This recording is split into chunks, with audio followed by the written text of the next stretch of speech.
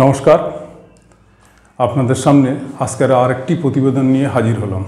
প্রতিবেদনটি এই সমাজে যাই দেখি আমি, যদি আমার কোনো ঘটনা খারাপ লাগে বা ভালো লাগে, যেটা নিয়ে একটু চিন্তিত হই, সেই গল্পটি আপনাদের সামনে তুলে ধরি। আজকে কীরকম, আজকের যে গল্পটি করছি দেখবেন আপনারাও এই সমাজের চারিদিকে তাকিয়ে এটি আজকের প্রায় 70% ঘরেই এই ধরনের ঘটনা ঘটছে। ঘটনাটা কি? মা এবং মেয়েকে নিয়ে। যে ঘরে একটি আদুরে মেয়ে আছে এবং সাবালক হয়েছে, তখন ওই মেয়েকে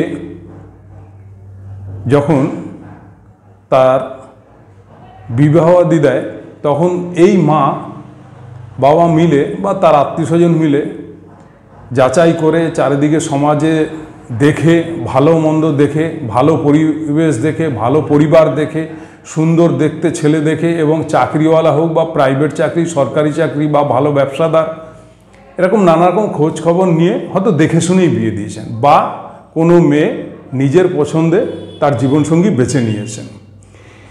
যাক, আনন্দ উৎসব করে বিবাহ সম্পন্ন হয়ে যাওয়ার পর প্রথম যেটি মায়ের কাজ, আগেকারের দিনে মায়েরা বলতো, দেখ, পরের সংসারে যাচ্ছিস, সেখানে শাশুড়িকে সম্মান করবি, শাশুড়ির কথা শুনবি, শ্বশুরমশাই যা বলে সেগুলো শুনবি, এবং যদি একান্তই ননদ বা ভাসুর বা দেওর থাকে তাদেরকে ভালোবাসা দিবি, তাদেরকে নিজের করে নিবি, এবং সবাইকে নিয়ে সবার কথা শুনে সংসার জীবনটি সুন্দর করে তুলবি। এটা ছিল আগেকারের দিনের মায়ের কথা।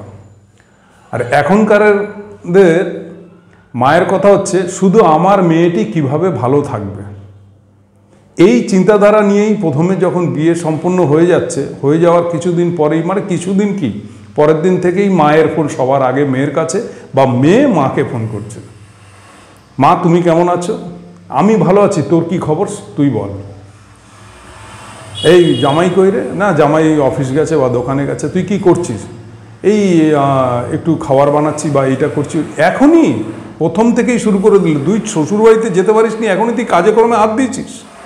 তুই কাজ করছিস, তোর শাশুড়ি কোথায়, তোর ননদ কোথায়, তোর দেওর কোথায়, তোর অমুক যা কোথায়। শুরু হয়ে গেল প্রথম থেকেই যে কেন করবে। আচ্ছা, আপনারা একবার ভেবে বলুন তো, ওই যে মেয়েটিকে আপনি বিয়ে দিয়েছেন, মেয়েটি তার সংসারে, সে কাজ করবে না, তার সংসার সে বুঝে নেবেন, আপনি মা হয়ে কি করে বলছেন? আপনি মা হয়ে কি করে বলছেন এই কথা? ধরুন আপনার ঘরে ছেলে রয়েছে, আপনার ছেলেকে যদি বিয়ে দেন, আর তার বৌমার মা যদি ফোন করে বলে, এটা কি আপনি মেনে নেবেন? মেনে নেবেন না। যাই হোক, আস্তে আস্তে এরকম শুরু হয়ে যায়, আস্তে আস্তে দিন পুরনো হয়, হতে হতে তুই কি করছিস, তুই শরীরের দিকে খেয়াল রাখ, তুই এত খাটবি না, তুই একা কেন কাজ করবি, তুই এটা করবি না, তুই ওটা করবি না, দেখ। এবার আস্তে আস্তে এমন কি শুরু হয়ে যায়, মেয়েকে বুদ্ধি দেওয়া যে তুই তোর মতন তোর সেপারেট সংসার দেখে নে, তুই তোর মতন আলাদা হওয়ার চিন্তাধারা কর। এই করতে করতে করতে করতে করতে করতে এই গল্পটা আস্তে আস্তে আস্তে আস্তে এতটাই লম্বা চওড়া হয়ে যায় যে পরবর্তীতে জামাই যখন দেখতে পায় যে প্রত্যেকটা ব্যাপারে আমার শাশুড়ি মা আমার স্ত্রীকে এই ধরনের কথা বলে বা তার মেয়েকে এই ধরনের কথা বলে, তখন হয়তো কোনো সময় জামাইও দু চারটে কথা হয়তো শাশুড়ির সম্বন্ধে বলে ফেলে, যে তোমার মা এইসব কেন বলে, বা তুমি তোমার মাকে এত ঘন ঘন ফোন কেন করো, তোমার বাড়িতেও তো তোমার ভাই বা দাদা বিয়ে করেছে, কই তাদের শাশুড়িরা যদি এরকম, তাদের মায়েরা যদি এরকম বলে, তাহলে কি হবে? বলতে বলতে বলতে বলতে আস্তে আস্তে আস্তে আস্তে আস্তে আস্তে এই আকারটা বড় হয়ে দাঁড়ায়।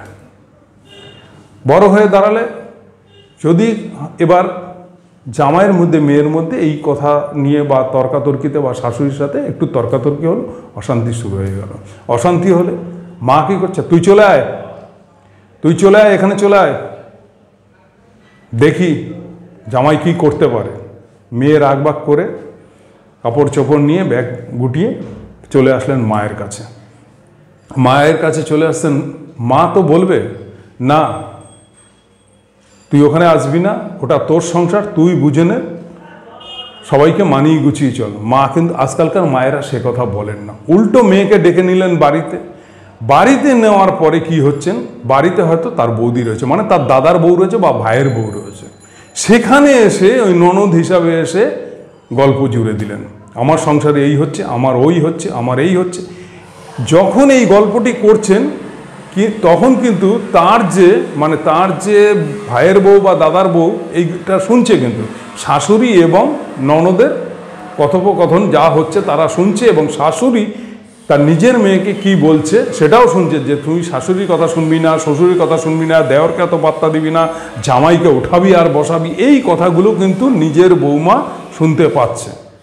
শুনতে পেলে কিন্তু সে কিন্তু আস্তে আস্তে এটা মাথায় নিয়ে নিচ্ছে। দেখুন এক সংসার থেকে আর একটি সংসার ভাঙার রাস্তা কিভাবে তৈরি করেন এই মায়েরা, অথচ ওই মা কিন্তু অভিজ্ঞ ব্যক্তি, তিনি দীর্ঘদিন ধরে সংসার করে এসেছেন, ছেলে মেয়ে মানুষ করেছেন, তিনিও স্বামী নিয়ে ঘর করেছেন, শ্বশুর নিয়ে ঘর করেছেন, শাশুড়ি নিয়ে ঘর করেছেন, দেওর ননদদের নিয়ে ঘর করেছেন, অথচ নিজের কন্যা সন্তানের বেলা সংসারটাকে কোথার থেকে কোথায় নিয়ে আসবে।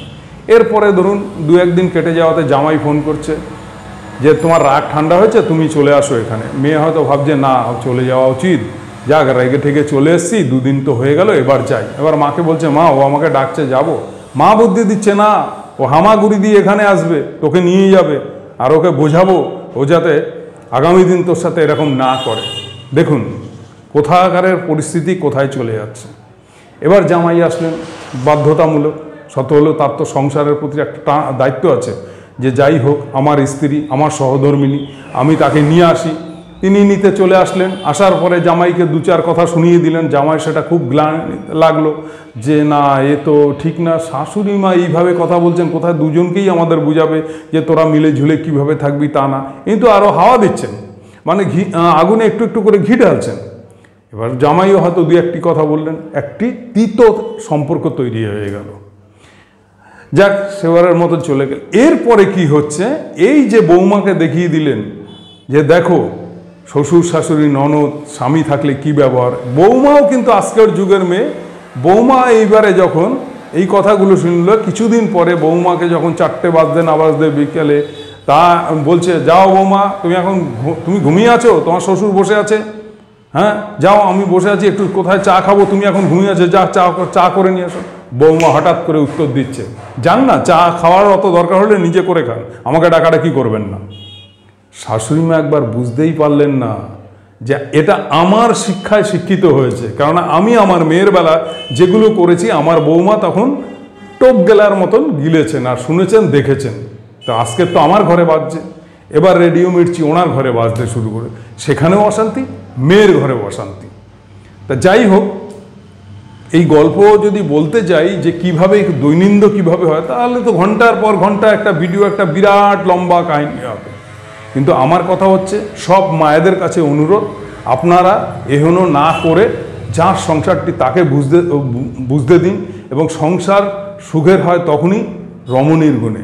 ঠিক প্রকৃত যেখানেই থাকুন না কেন, প্রকৃত রমণী হয়ে উঠুন, প্রকৃত মা হয়ে উঠুন, প্রকৃত বৌমা হয়ে উঠুন, প্রকৃত বৌদি হয়ে উঠুন, প্রকৃত বোন হয়ে উঠুন, প্রকৃত মেয়ে হয়ে উঠুন। মায়েরা পারে একমাত্র এই সংসার সুখের রাখতে, মানে এই জগৎকে সুখের। যেরকম মা দুর্গা এই জগতে শান্তির বাতাবরণ এনেছিল সব অসুরদের দমন করে, মায়েরাও তাই পারে। মায়েরা শুধু কোনো খারাপ জিনিস, কোনো নোংরা জিনিস দেখলে বা সেটারই প্রতিবাদ করুন, কিন্তু আপনারা অনেক ঘরে আগুন জ্বললে সেখানে ঘি ঢালাটা বন্ধ করুন, পরিবেশটাকে সুন্দর করুন। এবং অনেক, কেন বলছি এই ভিডিওটা কেন করছি, আপনারা বললে বিশ্বাস করবেন না। এখন যদি আপনি কোর্টে যান, ক্রাইম কেসের থেকে ক্রাইম কেস যদি 10টা হয়, তো ডিভোর্স মামলা চলছে 100টা। প্রতিটা কোর্টে শুধু ডিভোর্স মামলা, দিনের পর দিন ডিভোর্স বেড়েই যাচ্ছে। তাই এর থেকে বিকৃত থাকতে মায়েদের একটু সংযত হতে হবে, এবং মায়েদেরকে প্রকৃত মেয়েকে মানুষ করে তুলতে হবে, এবং মানুষ কীভাবে তাকে সংসার করতে হবে সেইভাবে। আর না হলে যদি মনে করেন আপনারা যে শুধু আপনি জামাই খুঁজছেন, সে আলাদা থাকবে, তো সেরকম পাত্র দেখে আপনারা বিয়ে দিন, যাতে শুধু আপনার মেয়ে আর জামাই থাকবে। সেরকম পরিবেশ দেখে, সেরকম ঘর দেখে বিয়ে দিন। কিন্তু কোনো ঘরে দেখে শুনে একটা যৌথ ফ্যামিলিতে বিয়ে দিয়ে, যৌথ ফ্যামিলি তো এখন নেই, হয়তো এই 2-4 জন 5 জন এই, এবার সেখানে বিয়ে দিয়ে আপনারা এই সমস্যাগুলো করবেন না, অনেকের সংসার ভাঙবেন না, এবং অনেক সংসারকে নষ্ট হওয়ার থেকে আপনারাই বাঁচাতে পারেন। তাই আপনাদের কাছে জোর হাতে নিবেদন, এইভাবে নিজের সংসারও ভাঙছেন, আপনি যেরকম আপনার ছেলের সংসার ভাঙছেন সেরকম আপনি আপনার মেয়ের সংসার ভাঙছেন। একমাত্র মায়েরা এর জন্য দায়ী। প্রকৃত মায়েরা যদি একটু তাদেরকে বুঝিয়ে, হ্যাঁ আমি বলছি না একতরফা শুধু মেয়ের দোষ বা আপনার দোষ, শ্বশুরবাড়িতে ভুল ত্রুটি তো হবেই, হতেই পারে, বাসন এক জায়গায় থাকলে সেখানে ঠকাঠকি হবেই। তার একটা নমুনা দিই কেন বললাম যে মায়েদের দোষ। দেখুন ওই বাড়িতেও আমি ধরে নিলাম যে কোনো ননদ আছে, তার বিয়ে হয়ে গেছে, সেই ননদ হয়তো বেড়াতে এসছে, একদিনের জায়গায় সে 7 দিন রয়েছে। এবারে বৌমার জ্বর হয়েছে, রাত্রে জ্বর এসছে, সকালবেলা উঠতে একটু দেরি হয়েছে, দেরি করে উঠছে, বলছে মা আমার শরীরটা তো খারাপ, জ্বর জ্বর লাগছে, আমি আজকে একটু দেরি করে উঠবো, তোমার ছেলে অফিসে যাবে, তুমি একটু তাড়াতাড়ি করে ওকে গুছিয়ে দাও। এবার শাশুড়ি মা অত টুকটাক ধোয়াধুয়ির কাজ টাজ করে কোনোরকম টিফিন করছে। এমন সময় পাশের বাড়ির কোনো আরেক মহিলা যাচ্ছে, বয়স্ক মহিলা, ওই বাড়ির সামনে দিয়ে, কী ব্যাপার দিদি তুমি উঠে সকালে কাজ করছো, তা তোমার বৌমা কই?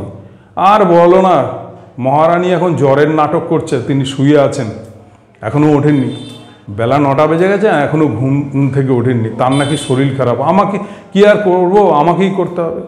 তখন ওই মহিলা বলছেন, কেন দিদি ভাই, তোমার মেয়েও তো আজকে 10 দিন ধরে তোমার বাড়িতে বেড়াতে এসছে, তোমার মেয়েও তো করে দিন।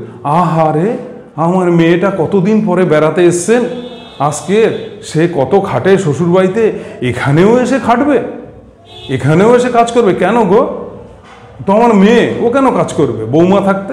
তা এই হচ্ছে মায়েদের বক্তব্য। তাই এইসব বক্তব্য থেকে বিরত থাকুন এবং সঠিকটা করুন, সঠিক কাজ করুন এবং সঠিক ভালোবাসা দিন, সঠিক ভালোবাসা নিন। এইভাবে আপনারা প্রতিটা সংসার ভাঙার জন্য দায়ী হয়ে উঠবেন না, কারণ আপনারা শত হলেও মা, আর আপনাদের জন্যই আমরা পৃথিবীতে এসেছি। অতএব এরকম আপনারাই আমাদেরকে পৃথিবীতে এনে এতটা কষ্ট দেবেন না এবং সংসার ভাঙার দায়ী হবেন না। যে তাই আপনাদের কাছে জোর হাতে নিবেদন করছি, আপনারা এই সমস্যাটা দূরীকরণ একমাত্র আপনারাই করতে পারবেন, সেটা আপনাদের পরিবর্তনের মাধ্যমে। আচ্ছা যাক, ভিডিওটা এই অবধি, জানি না কার কীরকম লাগলো, যদি খারাপ লাগে সেটাও কমেন্ট করে জানাবেন, ভালো লাগলেও কমেন্ট করে জানাবেন, তাহলে নেক্সট ভিডিও সেটা নিয়ে করব, যেরকম আপনারা বলবেন তার উপরেই ভিডিও বানাবো। নমস্কার।